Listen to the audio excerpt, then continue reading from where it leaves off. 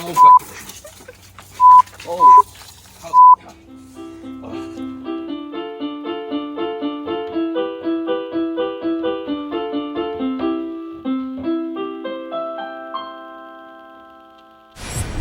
Happy Saturday. I'm Jamie Loazo, and we're back yet again with another episode of Albany Local Journal. In tonight's episode, we'll document COVID-19's attack on LA, why it's so hard to track nationwide COVID-19 data, and I'll go out into nature to give a short home ec lesson about gardening. But first, we turn to Alec White for our local news story of the week. Thanks, Jamie. This week, the total number of cumulative cases across California hit 75,000. Half of those cases alone are in LA County, and half of the reported deaths in California are also in LA County. The irony of the situation, the people of LA are as excited as ever to get outside. As you can see in this photo, as the sun started to shine, thousands of LA residents have taken to the beaches and broken social distancing guidelines. We get it here at Albany Local Journal. You guys want your pressed juices and your avocado toast, but please stay at home and protect your family and friends. At the end of all this, your traffic and your beaches will still be there. For the sake of protecting your friends, family, and community, please stay at home.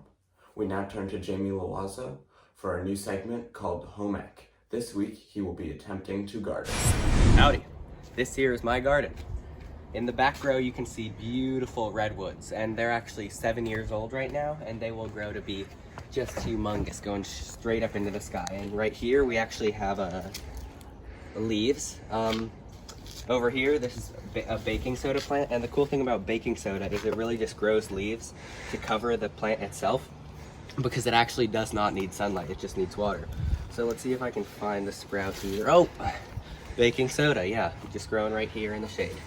Now over here, we have peanut M&Ms, which I don't know if we have any sprouted. Over here, ground cinnamon, and it's actually called ground cinnamon because it grows in the ground, and cinnamon's used a lot in cooking. And lastly, right here, if you wanna, this is actually water. And the cool thing about water is it's actually like really easy to grow. You just get a simple pot, it can be that, it can be this, and you water it once a day and you should see water starting to sprout.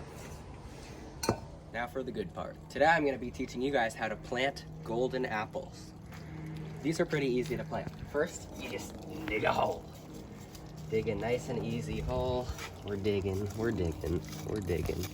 That's fine enough. Plop a couple apples down. And now watering is the most important thing when it comes to any plant. So after every step, whenever you garden, you're gonna wanna water, sorry. So we're just gonna give it a little bit of water there, just a little. Now here's where the golden apple part comes in. Those are just regular apple seeds. Now we're gonna need to get a nice tiny little glass of, this is just straight yellow food coloring, and this is gonna give them that golden effect. So this is not diluted in any way, it's just straight yellow food coloring. We're gonna pour it nice and easy into there. And after every step, like I said before, it's very important that you water. Watering is the key factor. We're just gonna give it a little more water there. Looks good to me. Oh, come on. Okay, looks good to me. Now we're gonna just cover it up with some dirt. And that looks pretty good. I'll cover it a little more. A little more.